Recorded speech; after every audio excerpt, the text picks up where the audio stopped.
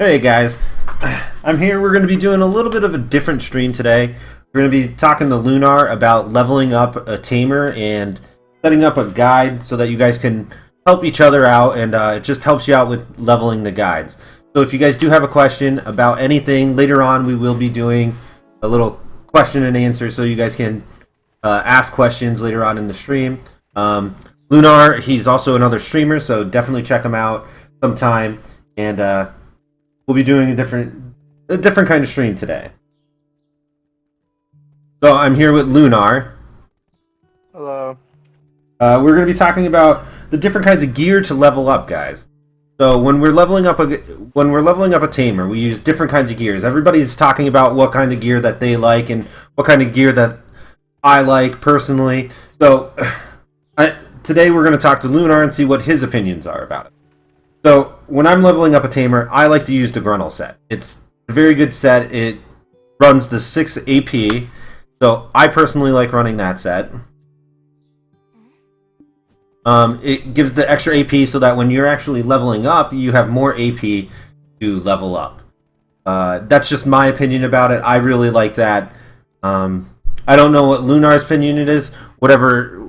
Let's see what kind of gear he likes to use for leveling up. You talking about starting a new character, like a brand new account? Yeah, we're doing a new character, and we don't have boss gear yet. So, what kind of gear would we use before we have boss gear? I would use Heave, mainly because it depends on if you are a player who knows you're gonna be playing this game quite a bit, right? And you know you're gonna go for boss gear down the road. I would get Heave now because it's cheaper than Gruntle, so cheaper to repair. And it sets you up for Beg's Glove, which is the first boss gear you get in the game, or the first boss gear you should get. And the moment you get Beg's Glove, it ruins the entire Gruntle AP set. I'd rather set up for Heave than Gruntle. It's just cheaper and more flexible with the whole stats differences.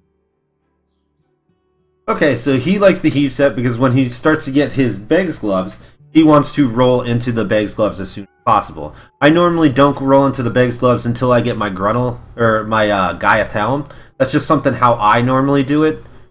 He does it a little bit different with going with the Heave. So, that's the two differences between him and me when we are leveling up a new character.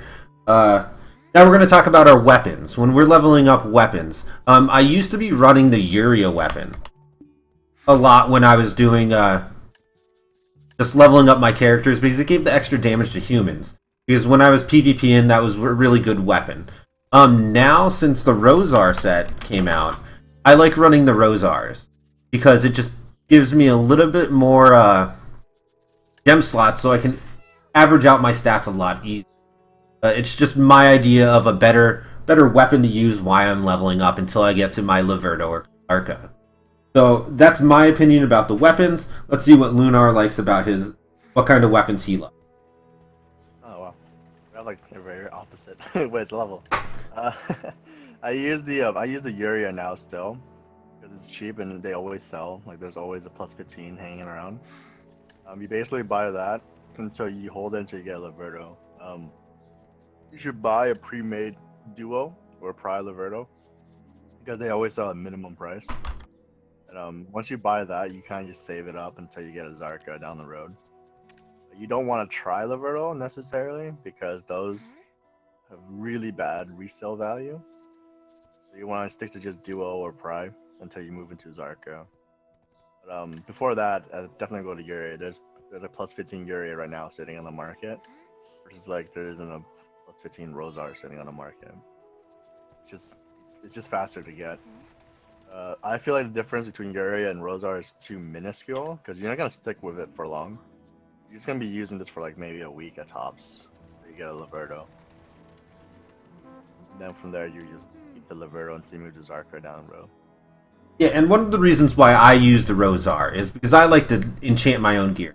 I will fail stack up there to get the Rosar, and when I'm getting the fail stacks up, I will actually start enchanting my jewelry. So if I get 15 fail stacks while enchanting my Rosar, that is one of the main reasons why I like to enchant my own gear. He seems to like to buy his gear. I'm more of getting it off the marketplace. Now we're gonna go with our Yeah, offhands. but this is for like new players, right? This is for like new players, and learning how to enchant is pretty hard to do for new players. I know, but I still like to enchant my own gear so that I can eventually get into doing all the different items. We're gonna go with our offhands now. The offhands I like to use. I like to use the incense trinket until I get Beg's glove. When I start wearing Beg's gloves, I will go into needle trinket. But the incense trinket I like using because it gives me the extra accuracy. And until I get Beg's gloves, I feel like I don't have enough accuracy to hit the mobs properly and be able to move on to the next area or the next damaging attack. So I like to use the incense trinket, level it up, and get it up to either Pry or 15. I don't want to get it higher than Pry or 15. Nobody's going to buy it. It's just going to be an item for me to level up. Once I get Beg's gloves, I will swap over to my needle trinket, though. That's just how I normally do it. And we'll see how Lunar likes to level up his gear. Actually, yeah, I think the incense trinket is pretty good too, because you'll notice that when you play Tamer, you'll need accuracy. And if you don't have Beg's glove or Zarka or precision gems or all these things, you're gonna be missing a whole ton. And especially it might not be at Sazins. You'll notice it at Gahas or Pirates or all this stuff, and the incense trinket will do better. It would perform more efficiently than a needle at Pirates until you get Beg's gloves. Yeah, but after you get Beg's glove, move into a needle, or if you're rich enough, move into a Kudum. So that. Yep, and I personally like using the Kudum endgame, but we'll get into that another stream. We'll be talking about endgame gear and why we like certain gear over a different one. This is mainly just for like people leveling up and doing the stuff from the beginning. Okay, now jewelry. Jewelry gets a little bit difficult. When I'm doing my different kinds of jewelry, when I was leveling up, they didn't have the Jared. The Jared set is very good for newer players because you get it constantly. When you're a newer player, during the login rewards, you get a lot of the Jared set. But if I don't want to use the Jared set, and I want to use a budget gems that I'm going to be able to enchant when I'm leveling up my Rosar or something like that, I'm going to go for my rings. My rings are going to be the blue coral rings until I'm able to, because they're so cheap. They're only $500,000 a piece. You're not going to find anything cheaper for the value of them. And I normally will only get them to Pry, maybe. And that's about it. So I only want to get them that high and go from there. So I'll talk about the rings, and then we'll move through every single piece of jewelry. This is if you don't have the full Jared set. I would definitely go with the blue coral until I get into a different states where I can actually focus on getting more and more. So we're going to talk to Lunar now about what kind of rings he would use as a newer player also. To me, if you're a new player, you just need to work on, first you need to get 15 weapons first, right? Then you get 15 armor. Then you buy base blue coral rings and earrings, and Schultz necklace and belts. The cheapest AP ones, you just get base ones. So you get all full 15 weapons and armor, and then you move into Pry version of the accessories. After that, you'd move into dual weapons, dual armor, and then dual accessories, then try armor and try weapon. At that point, yeah. Yeah, normally with the accessories, if I don't have the full Jared set, I would start going into. You can't get Jareds. I agree, yeah, but if you're a new player, like Jared's usually locked behind like a time gate, where like you need to play the tennis game or the Black Spirit game. Can't get it like right away whenever you want. And the blue coral rings are dirt cheap. The belt, the necklace, the earrings are the cheapest AP accessories you can get. The only thing about the necklace, I would definitely go, since I'm a tamer, I would not go with the necklace or shoulder belt. I would go with the ancient guardian seal and the ancient weapon core, because it also gives you that 5 accuracy. It's a very good set. It'll give you a little bit more defense. It's not going to give you the AP that the Schultz does, but it gives you the accuracy when you put the set together. So I normally tell newer players to run the. Expensive though. The Schultz is actually not now they're not, but yeah. the ancient core is much more expensive when they're not in the event. They're usually like 10 mil for the belt and like 20 mil for the necklace. Yeah, so it is real cheap right now. It's only 3 million for the belt and 4 million for the neck. So a lot of people are running. I like running these two. It gives you the most bang for your buck until you start enchanting. Once you start enchanting and getting up to Pry or Duo, then you're going to go with the. It's going to be a little bit better because it enchants better. But the accuracy of the Ancient Guardian Seal, I just find to be so much better than running the two other options. That's my opinion about that. Now earrings, I will normally run the blue coral earrings as a newer player, as a budget character. But as soon as I can get a Prior or Duo red coral, I'm going to move right into that. Because the red coral gives you accuracy. As a tamer, we're going to need tons and tons of accuracy. I've been running full accuracy build for the longest time now. I definitely think you guys should definitely do. Lunar said he would probably do the same thing, but we'll hear from him right now. Yeah, I would definitely do the blue coil earring because the reds are usually right now they're pretty cheap, but they're still 2 or 3 times more expensive than a blue one. I would move into red corals late game after you hit like full tri weapons and stuff because they're pretty expensive. Duo and tri. I'll definitely move to blue coral earring, but since you were running the incense trinket, which is a pure accuracy offhand, I don't think we need as much accuracy throughout the leveling phase because the incense trinket, the pure accuracy offhand gives roughly like 25 to 30 accuracy compared to like anything else. So it's a really high amount of accuracy. You don't need much more. That's why you move into needle after bags, and you get like red coral earrings and all that stuff. Talking about the ancient Corset, it's a pretty expensive set to invest in just to resell it because you're not gonna go for Pry. It'd be too expensive for that. I personally think you want to set like a really good basic foundation. You build upon that as you level up. You're gonna go for Duo Gladiator, Duo Blue Corals, and then eventually Tri versions of that on the road. And you don't have to resell anything, which is a good part about setting a good foundation. And with the heave and all that stuff. Yeah, and I don't mind doing the whole reselling thing. That's why I don't mind doing it because I actually farm the Ancient Guardian Seals pretty efficiently. So I will resell them because they sell almost immediately on the auction house. You'll sell them so often. The Ancient Weapon Cores, I don't get that much because it's not really that good. I farm a lot of Scarlet Necklaces, and I actually break them down. So when I'm farming for the Ancient Guardian Seal, I do get a lot of Scarlet Necklaces. So that's why I like the Ancient Guardian Seal. And it's just a really good set. I like the 5 accuracy, especially as a team. Now we're going to move into the skills we need to level up. This is going to be before we get Awakening. So when we're leveling up to Awakening, I personally think you need about 5 skills until you move into getting to 56.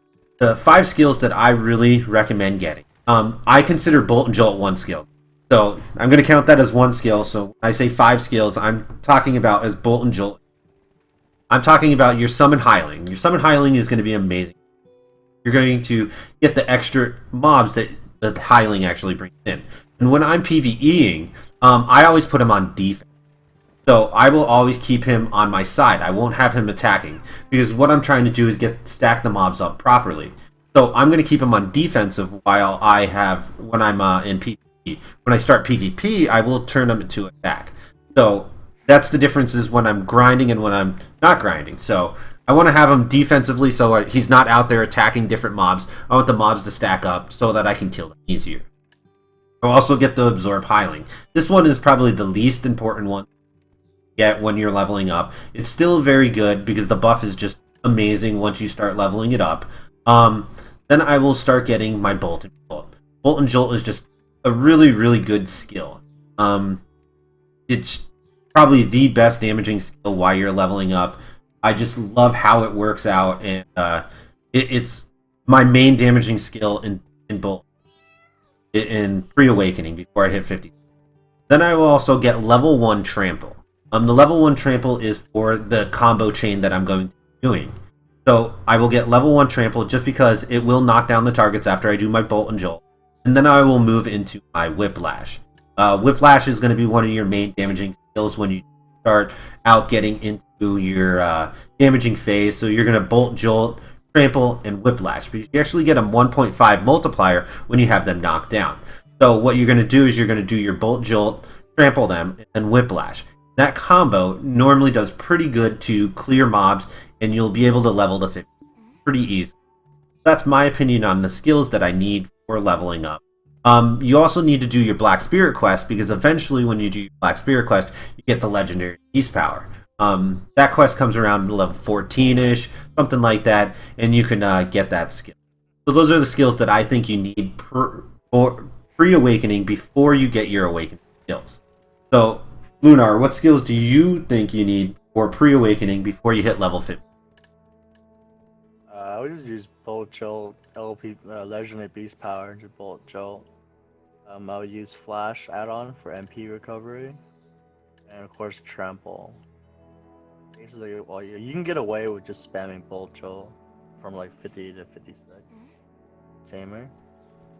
The Flash gives you get all your MP back if you get the skill add-ons for it. Gives you everything back, and it's really like you don't want to get too invested into Whiplash, because you're not gonna use this ever again after Awakening. You don't want to like invest points into it or get used to comboing with it. Trample is really good. I would level up Trample. Void Lightning, it's still very nice for like the CC stun. You don't need Absorb Hailing. It's too expensive for like the buff. I would definitely learn how to Bolt Jolt, LPP Bolt Jolt. That's like the staple for every Tamer. You should learn that as fast as you can. And it's only useful after you hit level 50 though, because you get the increased speed. Bolt Jolts. Okay, so once we get to Awakening, and that's one of the things, like, I use Whiplash, I think it's a very good combo until you get past your level 56. Once you hit 56, you actually get a combo that will increase your, that you get a quest to reset your skills. That's why I say use the Whiplash.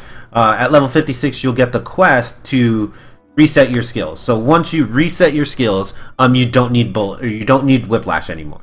I would spec completely out of Whiplash. So after 56, I'm going to go into the Awakening tree. And I'm going to get every single skill I can possibly get. Because the Awakening skills hit so much harder than everything else. So the main things you're going to try to get when you get into the Awakening tree. I personally don't use Beast Rampage. I don't like the skill. It's too slow. I don't think it hits good enough. People use it for the MP and HP regen. I personally don't like it. I'm going to go into the main skills that I want are the Legendary Beast Dance, All Around Spin, Echo Pierce, your Moonlight Strike, and your Garuda. So once you hit 56, those are the skills that you're going to get. Because once I get to 56, I'm going to be using my Moonlight Strike to charge into somebody, to start up the pack. Then I will use my Garuda to knock them down, and then I will all-around spin them. Normally that will kill an entire pack. If it's not dead by then, I will go into my Bolt and Jolt. That's why I don't spec out of the Bolt and Jolt. And then I will go into my Turtle to do more damage. So that's normally how I'm going to do my chain once I'm level 50. So that's my combo for 56. I would be specking out of my Whiplash because I'm not going to be using Whiplash at all once I hit my Awakening. So that's just my opinion about Whiplash after you get your Awakening. I'm going to spec out of it and go out of that 100%. Then I'm going to start getting my CC ability. They're very important to get before you get into hardcore PvP. You want to start specking into your certain abilities like Infinite Mastery. They're very good. They'll give you more life, but it's not that important. When you're doing a lot of PvP, you're going to notice that you're going to need your CC, like Fearful Trembling. You're going to need your Surging Tide. You're going to need Trample. Your Void Lightning. All these abilities only need to be leveled up 1. They'll still use the CC effect at level 1, so you do want to get them up. I'd keep the Bolt, Jolt, and the Hiling and the Summon, or the Absorb. Those are still skills that I would keep out of the pre-awakening stats. That's just my opinion. What I need once I hit my my level 56 rank.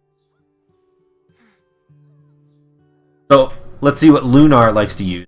I don't use Beast Rampage at all, guys. I don't use it until I get to Intimidation. Will actually make me use and spec into my Beast Rampage. Because your Intimidation is actually the last upward swing of your Beast Rampage. So until you get Intimidation, you really don't need it. That's my opinion. But let's see how Lunar does his skill setup when he gets into his awakening. When I get into Awakening, I only... Depends. You're not going to get into PvP until you're at least 58, in my opinion. Because you get a lot of stuff at 58. 57 gives you the second dash. 58 gives you the second rank for most of your damage skills. I feel that's really important to have. But if you're not getting to PvP yet, I wouldn't even worry about most of the skills. For me, Beast Rampage is probably one of the easiest skills to use, because it gives a 500 HP heal, and it gives Bound and Float. Float at the end, and then Bound throughout the whole skill. If you fight any mobs that's not like a big dude, you can CC them and heal off them. It's just a 5-second cooldown. Damage is a lot. It's very strong. They buffed it and made it really good. Yeah, Beast Rampage, Echo Pierce, all that stuff. The way I engage be actually I'm in pre-awakening most of the time when I'm engaging mobs. I run up to a pack, use Whiplash, level 1 Whiplash, summon the dog right on top of me. Then the dog grabs the aggro for that pack. Then I run to the next group. Then I use Whiplash again. This brings the dog to me again, but what happens is that the dog's aggro to the first group gets pulled to the second group. Right? As they're all coming in, you do Void Lightning into like Fearful Tremble. CC the entire group all packed together. If you need MP, use the Flash with a skill add-on to get all your MP back. And then you can usually just do Flash straight into Echo Pierce, into Beast Rampage or Firebird or anything else in there. That's the way I do it. It's because mobility wise, like using WW in pre-awakening gets you around faster, and gets you into like the mentality of like grab mob, pull, like use Void Lightning to pull up in like tighter, Flash to even like to turn them all around, and then pull them even tighter closer, and then you just use Echo Pierce and all the other stuff for the damage. Obviously for Tamers, it's there's no one way to play Tamers. There's so many different ways to play Tamer, and they're all effective, right? They're all effective. It's just whichever fits your play style more. So it's what you want.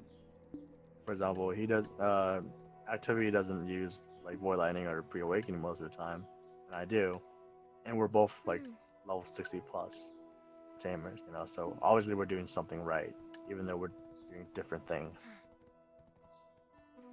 And that's one of the reasons why I wanted to get this together, because me and Lunar, we play our Tamers two different styles. Like, I'm more of the aggressive style, and he's more of the counter-aggressive style, where he goes after people when they make the mistake, and I try to force them into. So we played the class totally different. He's actually so much better than me at Tamers, so his play style is probably a little bit better. I'm trying to force them into a mistake. He just waits for them. And it's just two different ways to play the Tamer. I'm a very aggressive player. That's how I've been playing since I started the game. It's just two different play styles, really. And we were trying to get Yasmin on because she plays the Tamer another way. And she's level 60 also. So we were trying to get three aspects of the Tamer when we were making this. So it's just a little bit different how we play the Tamers. So if you guys do have any questions or anything about Tamers, we're going to do a little bit of a question and answer right now. So you can ask a little bit of questions and see what we can do. Lunar is the Tamer honey badger.